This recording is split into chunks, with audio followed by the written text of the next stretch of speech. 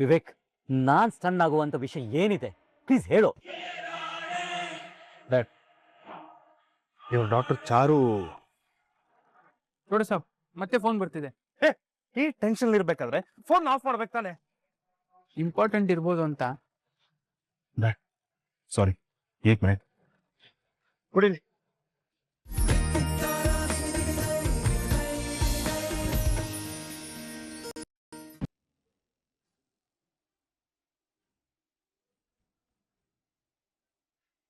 Ma'am ಅವ್ರ ಮನೆಗೆ ಹೋಗ್ತಾ ಇದ್ದಾರೆ ಅಂದ್ರೆ ಯಾವುದೋ ಒಂದು ವಿಚಾರ ರಿವೀಲ್ ಆಗಿರೋದಂತೂ ಪಕ್ಕ. ರಾಮಾಚಾರಿ, ಏನಾದ್ರೂ ನಮ್ಮ ಮೇಲೆ ಅನುಮಾನ ಬಂದಿದ್ಯಾ? ಒಂದ್ಸಲ ನವದೀಪಕ್ ಕಾಲ್ ಮಾಡಿ ಏನಾದ್ರೂ ವಿಷಯ ಗೊತ್ತಾಗ್ಬೋದು. ಯಾಕಂದ್ರೆ ನಿಮ್ ಮಾಮ್ನ ಬರಕ್ ಹೇಳಿರೋದು ಆ ವಿವೇಕ್ ಅನ್ನೋದ್ ನೆನ್ಪಿರ್ಲಿ. S, correct madam. ಮೊದಲು ಅವನು ಫೋನ್ ಮಾಡಿ. ಫೋನ್ ಮಾಡಿದಾಗ ಅವ್ನ ಮಾತಿನ ಶೈಲಿ, ಅವ್ನ ರಿಯಾಕ್ಷನ್ ನೋಡಿದ್ರೆ ಯಾರಿಗೆ ನಮ್ಮಲ್ಲಿ ಅನುಮಾನ ಬಂದಿದೆ ಅನ್ನೋದು ನಮಗೆ ಕ್ಲಿಯರ್ ಆಗುತ್ತೆ. ಸರಿ ರಾಮಾಚಾರಿ. ಲೌಡ್ ಸ್ಪೀಕರ್ ಹಾಕಿ. ಹಲೋ, ಕೌನ್ ಹೈ? ಹಾಯ್ ಅಂಕಲ್, ನಾನು ಚಾರು ಮಾತಾಡ್ತಾ ಇದ್ದೀನಿ. ಹಾ, ಹೇಳು ಬೇಟಿ. ಏನೂ ಇಲ್ಲ ಅಂಕಲ್, ಮಾಮ್ ಫೋನ್ ಮಾಡಿದ್ರು, ನಿಮ್ ಮನೆಗೆ ಹೋಗ್ತಾ ಇದ್ದೀನಿ ಅಂತ ಹೇಳಿದ್ರು. ಹಾ, ವಿವೇಕ್ ನನ್ಗೆ ಫೋನ್ ಮಾಡಿ ಬರೋಕ್ ಹೇಳಿದ. ಅದೇ ಚಾರು ಬಗ್ಗೆ ಏನೋ ಮಾತಾಡಕ್ಕಿದೆ, ಅರ್ಜೆಂಟ್ ಆಗಿ ಬನ್ನಿ ಅಂತ ಕಾಲ್ ಕಿಯಾ. ಮುझे भी बहुत इंपॉर्टेंट मीटिंग था, ಅದನ್ನೆಲ್ಲ ಕ್ಯಾನ್ಸಲ್ ಮಾಡಿ ನಾನು ಹೊರಟಿದ್ದೀನಿ. तुम भी जल्दी आओ बेटी. Okay uncle.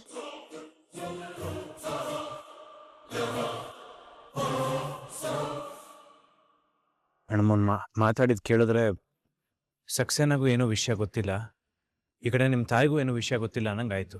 ಹಾಗಾದ್ರೆ ಇದೆಲ್ಲ ವಿವೇಕ್ದ ಕಿತಾಪತಿ ಅಂತ ಹೇಳ್ತಿದ್ದೆ ರಾಮಾಚಾರಿ? ಹೌದು ಮೇಡಮ್, ಇಷ್ಟೆಲ್ಲ ಮಾಡಿರೋದು ಅವನೇ. ಯಾಕಂದ್ರೆ ಸಕ್ಸೇನಾಗ ಫೋನ್ ಮಾಡಿ ನಿಮ್ಮ ಬಗ್ಗೆ ಮಾತಾಡಬೇಕು ಅಂತ ಹೇಳಿದ್ದಾನೆ. ನಿಮ್ಮ ತಾಯಿಗೆ ಫೋನ್ ಮಾಡ್ಬಿಡು ಮನೆಗೆ ಬರಕ್ಕೆ ಹೇಳಿದ್ದಾನೆ. ಆದರೆ ನಿಮಗೆ ಮಾತ್ರ ಕಾಲ್ ಮಾಡಿಲ್ಲ. ನಾನು ಪಕ್ಕ ಹೇಳ್ತೀನಿ ಮೇಡಮ್, ಈ ಪ್ಲ್ಯಾನ್ ಮಾಡಿರೋದು ಅವನೇ 100%. ಮತ್ತೆ ಇವಾಗ ಏನ್ ಮಾಡೋದು ರಾಮಾಚಾರಿ? ನಾನು ಅದನ್ನೇ ಯೋಚನೆ ಮಾಡ್ತಾ ಇದ್ದೇನೆ ಮೇಡಮ್. ಒಂದ್ಸಲ ವಿವೇಕ್ಗೆ ಕಾಲ್ ಮಾಡಿ ಏನು ಅಂತ ವಿಚಾರಿಸ್ಲಾ? ಬೇಡ, ಆ ಕೆಲಸ ಮಾತ್ರ ಮಾಡ್ಬೇಡಿ. ಅವನು ನಿಮಗ್ ಗೊತ್ತಿಲ್ಲದೆ ಇರೋ ತರ ಹ್ಯಾಂಡಲ್ ಮಾಡ್ತಿದ್ದಾನೆ ಅಂದ್ಮೇಲೆ ನೀವು ಗೊತ್ತಿಲ್ಲದೆ ಇರೋ ತರನೇ ಇದ್ಬಿಡಿ. ಯಾಕಂದ್ರೆ ನಿಮಗ್ ಗೊತ್ತಾಗಿದೆ ಅನ್ನೋ ವಿಷಯ ಅವನಿಗೆ ಗೊತ್ತಾಗೋವರೆಗೂ ನಿಮಗ್ ಟೈಮ್ ಇರುತ್ತೆ. ಅದು ಗೊತ್ತಾಗೋದಕ್ಕೂ ಮೊದಲು ಬೇರೆ ಏನಾದ್ರೂ ಪ್ಲಾನ್ ಮಾಡ್ಬೋದು. ನೀ ಹೇಳ್ತಿರೋದು ಕರೆಕ್ಟೇ ತಂಗಿ, ಆದರೆ ಈಗ ಏನು ಮಾಡೋದು ಅಂತ ಗೊತ್ತಾಗ್ತಿಲ್ವಲ್ಲ.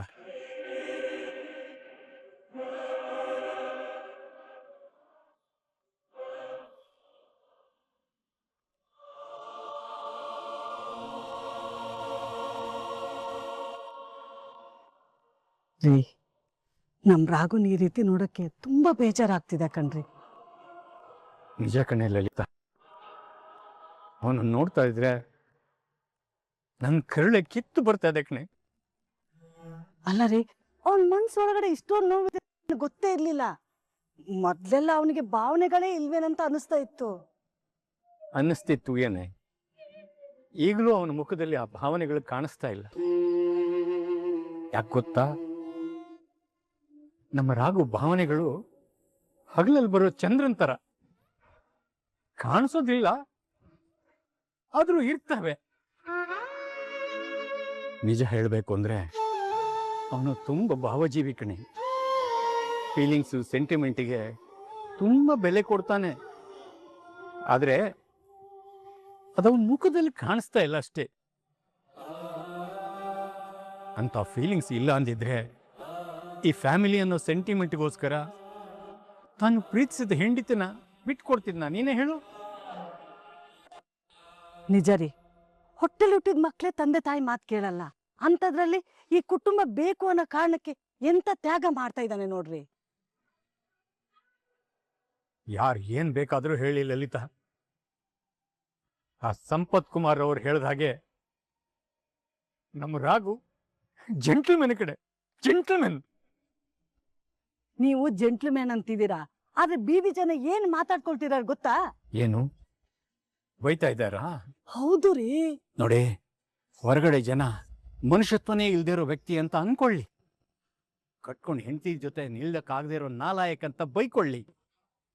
ಅಷ್ಟೇ ಅಲ್ಲ, ಕುಟುಂಬ ಬೇಕು ಅನ್ನೋ ಸ್ವಾರ್ಥಕ್ಕೋಸ್ಕರ ಕಷ್ಟಕ್ಕಾದವಳನ್ನ ತಾಳಿ ಕಟ್ಟಿ ನಂಬಿ ಬಂದವಳನ್ನ ಮನೆ ಬಿಟ್ಟು ಓಡಿಸಿ ಡೈವರ್ಸ್ ಕೊಡೋದಕ್ಕೆ ನಿಂತಿರೋ ನಂಬಿಕೆ ದ್ರೋಹಿ ಅಂತ ಅನ್ಕೊಳ್ಳಿ.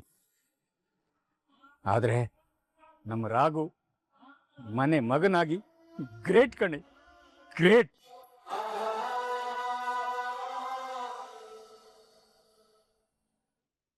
Hello Manoj. Hello mister Navdeep. ಏನ್ ವಿವೇಕ್, ಫೋನ್ ಮಾಡಿ ಅರ್ಜೆಂಟಾಗಿ ಬರೋಕೆ ಹೇಳಿದ್ಯಾ? ನನ್ನ ಮಗ ನಾಲಾಯಕ್ ಅಂತ ಇರೋ ಡ್ಯಾಡ್ಗೆ ಅವ್ರ ಮಗ ಅವರು ತಿಳ್ಕೊಂಡಿರೋ ರೀತಿ ಅಲ್ಲ ಅನ್ನೋದನ್ನ ನಾನು ತಿಳಿಸ್ಬೇಕಲ್ವಾ? ಅವರು ಹೆಜ್ಜೆ ಇಟ್ಟಿರೋ ಜಾಗನೇ ಕೆಸರು. ಆ ಕೆಸರಲ್ಲಿ ಮುಳುಗ್ತಾ ಇದ್ದೀನಿ ಅಂತ ಅರ್ಥ ಮಾಡಿಸುವಂತ ಅದ್ಭುತವಾದ ಕೆಲಸ ನಾನು ಮಾಡ್ತಾ ಇದ್ದೀನಿ. ವಿವೇಕ್, ಹೀಗೆ ಸುತ್ತಿ ಬಳಸಿ ಮಾತಾಡೋದು ಬಿಟ್ಟು ನೇರ ಮ್ಯಾಟರ್ಗೆ ಬಾ. ಇಷ್ಟು ವರ್ಷ ಸಿಕ್ಕಿ ಬೀಳದೆ ಇರೋ ನಿಮ್ಮ ಸೆಕೆಂಡ್ ಹ್ಯಾಂಡ್ ದಂಧ ಅಭಿ ಪಕಡ್ ಗಯ. ಅದಕ್ಕೆ ಕಾರಣ ಯಾರು? ಉಸ್ಕಾ ಪೀಚೆ ಕೌನ್ ಹೈ ನಿಮಗೆ ಗೊತ್ತಾ? ಇಲ್ಲ, ಆದ್ರೆ ನನಗ್ ಗೊತ್ತು. ಯಾರು ಚೋಟಾ ಸಾಬ್? ಜಸ್ಟ್ ₹1, ₹1 में ನಿಮ್ ಟೆಂಡರ್ ಮಿಸ್ ಆಯ್ತು. ಅದಕ್ಕೆ ಯಾರ್ ಕಾರಣ आपको पता है? ಇಲ್ಲ, मुझे पता है. ಇನ್ನು ಹರಾಜಿನ ವಿಷಯಕ್ಕೆ ಬಂದ ಗೋವಿಂದ ಯಾರು? आपको पता नहीं? ಗೊತ್ತು ಮಾಡ್ಕೊಳ್ಳೋ ಪ್ರೊಸೆಸ್ ಅಲ್ಲಿ ಇದ್ದೀವಿ ಚೋಟಾ ಸಾಬ್, ಆದ್ರೆ ಗೊತ್ತಾಗ್ತಾ ಇಲ್ಲ. ಅದನ್ನ ಇವತ್ತು ನಾನ್ ರಿವೀಲ್ ಮಾಡ್ತೀನಿ.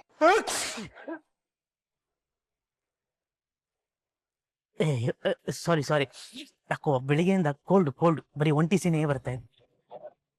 ವಿವೇಕ್, ಓ ಕಾನ್ ಹೈ ಬೋಲೋ. ಚಾರು ಬೇಬಿ ಕೂಡ ಇಲ್ಲಿಗೊಂದ್ ಸ್ವಲ್ಪ ಹೊತ್ತಲ್ಲಿ ಬರ್ತಾಳೆ. ಈ ವಿಷಯ ಏನಾದ್ರೂ ಅವಳಿಗೆ ಗೊತ್ತಾದ್ರೆ ನಿನ್ ಬಗ್ಗೆ ತುಂಬಾ ಪ್ರೌಡ್ ಫೀಲ್ ಮಾಡ್ಕೊಳ್ತಾಳೆ. ಅವಳು ಬರೋ ಮುಂಚೆ ಸತ್ಯನೆಲ್ಲ ನಾನು ಹೇಳ್ಬಿಡ್ತೀನಿ. ಅವ್ರನ್ನ ಹೇಗ್ ವೆಲ್ಕಮ್ ಮಾಡ್ಬೇಕು ಅಂತ ಆಪ್ ಲೋಗ್ ಡಿಸೈಡ್ ಕರೋ. ಓ ಕೋನ್ ಹೈ ಅಂತ ಜಲ್ದಿ ಹೇಳು, ಆಮೇಲೆ ಅವ್ರು ಏನ್ ಗತಿ ಮಾಡ್ತೀನಿ ಅಂತ ನೋಡ್ತಾ ಇರೋ. 100% ಪನಿಷ್ ಮಾಡ್ಲೇಬೇಕು ಡ್ಯಾಡ್, ಯಾಕಂದ್ರೆ ಅವ್ರು ಬೇರೆ ಯಾರು ಅಲ್ಲ.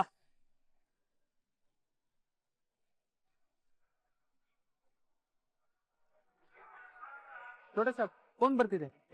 ಅದನ್ನ ಸ್ವಿಚ್ ಆಫ್ ಮಾಡ್ಬೇಕು ತಾನೆ, ಕುಡಿಲಿ.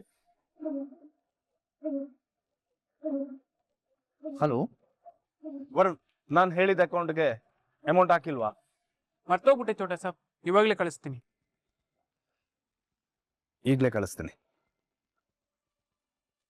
ವಿವೇಕ್, ವಿಷಯಕ್ಕೆ ಬಾ ವಿವೇಕ್. ಹಾ ಡ್ಯಾಡ್, ಅಲ್ಲಿಗೆ ಬರ್ತಾ ಇದ್ದೀನಿ. ಈ ಎಲ್ಲಾ ವಿಚಾರದಲ್ಲೂ ನಮಗ್ ಮೋಸ ಮಾಡಿರೋರು ಬೇರೆ ಯಾರು ಅಲ್ಲ. ಅವರು ನಾವು ನಂಬಿರೋ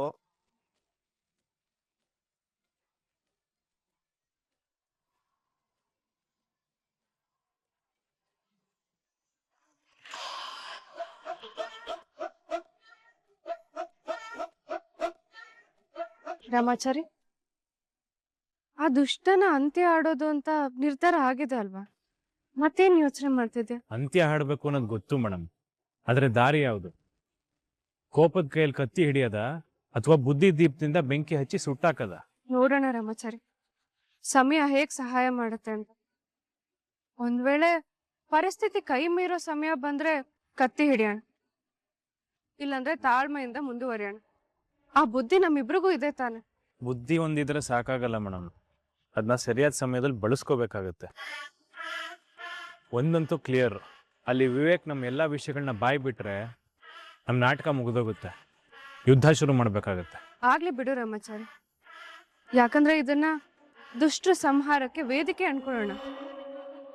ಅವ್ರಿಗೆಲ್ಲ ಅಟ್ಟಹಾಸಕ್ಕೆ ಅಂತ್ಯ ಆಡೋದಕ್ಕೆ ದಾರಿ ಆಗುತ್ತೆ ತಾನೆ. ಒಟ್ನಲ್ಲಿ ನಮ್ಮ ಉದ್ದೇಶನೂ ಅದೇ ಅಲ್ವಾ? ನಮ್ಮ ಉದ್ದೇಶನೂ ಅದೇ ಮೇಡಮ್, ಆದರೆ ಈ ದುಷ್ಟರ ಸಂಹಾರನ ಎಚ್ಚರಿಕೆಯಿಂದ ಯಾರಿಗೂ ನಷ್ಟ ಆಗದಿರೋ ರೀತಿಲಿ ಮಾಡಿ ಮುಗಿಸೋದು ಒಳ್ಳೇದು ಅನ್ನೋದು ನನ್ನ ಅಭಿಪ್ರಾಯ. ನೀನ್ ಹೇಳ್ತಿರೋದು ಸರಿನೇ ರಾಮಾಚಾರಿ. ಕೋಪದ ಕೈಗೆ ಬುದ್ಧಿ ಕೊಟ್ಟು ಅದರಿಂದ ಇನ್ನೊಂದು ಸಮಸ್ಯೆಗೆ ದಾರಿ ಮಾಡ್ಕೊಡ್ದೆ ತಾಳ್ಮೆಯಿಂದ ನಡಿಬೇಕು. ಆದ್ರೆ ಇವಾಗ ಆ ದಾರಿ ಯಾವುದು ಅಂತ ಹುಡುಕ್ಬೇಕು. ಹೌದು ಮೇಡಮ್, ಆ ದಾರಿನೇ ನಮಗೆ ಸೇಫ್.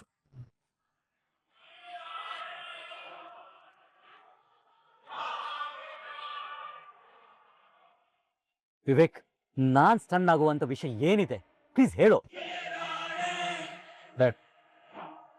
ಇವ್ರ ಡಾಕ್ಟರ್ ಚಾರು ನೋಡಿ ಸಾಬ್, ಮತ್ತೆ ಫೋನ್ ಬರ್ತಿದೆ. ಈ ಟೆನ್ಷನ್ ಇರ್ಬೇಕಾದ್ರೆ ಫೋನ್ ಆಫ್ ಮಾಡ್ಬೇಕು ತಾನೆ. ಇಂಪಾರ್ಟೆಂಟ್ ಇರ್ಬೋದು ಅಂತ. ಸಾರಿ, 1 ಮಿನಿಟ್ ಕುಡೀಲಿ. ಹಲೋ, ಬೋಲಿ. ಹಲೋ ಸರ್, ನಾವು OC ಬ್ಯಾಂಕಿಂದ ಮಾತಾಡ್ತಿದ್ದೀನಿ. ನಿಮ್ಗೆ ಏನಾದ್ರು ಪರ್ಸನಲ್ ಲೋನ್ ಬೇಕಿತ್ತಾ? ನಾನಿಲ್ಲಿ ಟೆನ್ಷನ್ ಇದ್ದೀನಿ. ರಘು ಫೋನ್, ರಘು. ರಾಮಾಚಾರಿ, ಇವಾಗ ಏನ್ ಮಾಡೋದು? ಒಂದು ದಾರಿ ಇದೆ ಮೇಡಮ್. ಏನದು? ಆ ವಿವೇಕ್ಗೆ ಫೋನ್ ಮಾಡಿ ಈ ವಿಷಯ ಹೇಳ್ದೇ ಇರೋ ಥರ ತಡೆಯೋದು. ಅದು ಬಿಟ್ರೆ ಬೇರೆ ಯಾವ ಆಪ್ಷನ್ ಕಾಣ್ತಾ ಇಲ್ಲ. ಅದ್ ಸಾಧ್ಯ ಆಗುತ್ತಾ ರಾಮಾಚಾರಿ? ಸಾಧ್ಯ ಮಾಡಲೇಬೇಕು.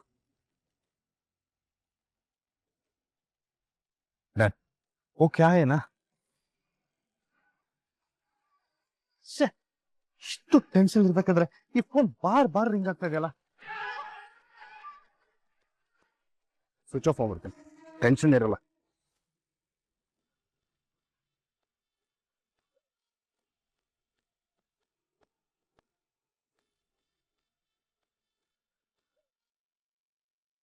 ಡನ್. Important call.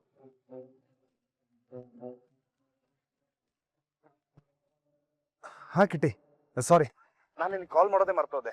ಏಕ್ ಇಂಪಾರ್ಟೆಂಟ್ ವಿಷಯ ಹೇ ಕಿಟ್ಟಿ. ಸರ್, ಇಂಪಾರ್ಟೆಂಟ್ ವಿಷಯನಾ? ಸರ್, ನಾನು ನಿಮ್ಗೆ ಹೇಳ್ಬೇಕು ಅಂತ ಫೋನ್ ಮಾಡಿದ್ದೆ, ಅದಕ್ಕಿಂತ ಇಂಪಾರ್ಟೆಂಟ್ ವಿಷಯ ಸರ್. ರಿಯಲಿ? ಓ ಕ್ಯಾ ಹೇ? ಜಲ್ದಿ ಬೋಲೋ. ಸರ್, ಇಷ್ಟು ದಿನ ನಿಮ್ಗಾಗಿರೋ ಸೋಲಿದೆಲ್ಲ ಕಾರಣ ಆ ಚಾರುನೇ ಸರ್. ಕಿಟ್ಟಿ, ಮುಜೆ ತೋ ಇದು ಮೊದಲೇ ಗೊತ್ತಾಗಿದೆ. ಅದಕ್ಕೆ ಈ ವಿಷಯನ ಡ್ಯಾಡ್ಗೆ ಈಗ ಹೇಳ್ತಾ ಇದ್ದೀನಿ.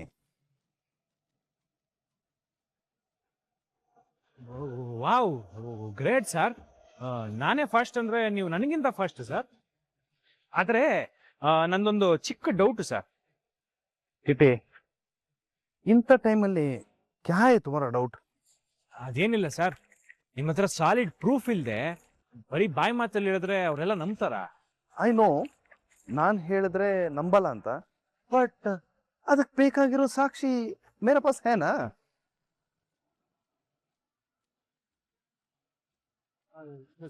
Super sir, super. ನೀವು ಸಾಕ್ಷಿ ಸಮೇತ ಇದನ್ನ ರಿವೀಲ್ ಮಾಡ್ತಾ ಇದ್ದೀರಾ ಅಂದ್ರೆ ಗ್ರೇಟ್ ಸರ್ ನೀವು. ಅನ್ನಂಗೆ ಏನ್ ಸರ್ ಅದು ಸಾಕ್ಷಿ? Call records Kitti. Call record? ಯಾರ ಜೊತೆ ಮಾತಾಡಿದಾರೆ ಸರ್? ಅದು ನಾನು ಒಬ್ರು ಮಿಮಿಕ್ರಿ ಆರ್ಟಿಸ್ಟ್ ಜೊತೆ ಆ ಹರಾಜಲ್ಲಿ ನಮ್ ತಂದೆಗೆ ಟಕ್ಕರ್ ಕೊಟ್ನಲ್ಲ ಗೋವಿಂದು, ಉಸ್ಕಾ ರಿಯಲ್ ನೇಮ್ ರಾಯ್. ಚಾರು ವಾಯ್ಸ್ ಅಲ್ಲಿ ಅವ್ರ ಜೊತೆ ಮಾತಾಡ್ಸಿದ್ದೆ. ಆವಾಗ ಅವನು ಹೇಳಿರೋ ಎಲ್ಲಾ ಸತ್ಯನೂ ಮೇರ ಪಾಸ್ ಅಭಿ ರೆಕಾರ್ಡ್ ಅಲ್ಲಿದೆ.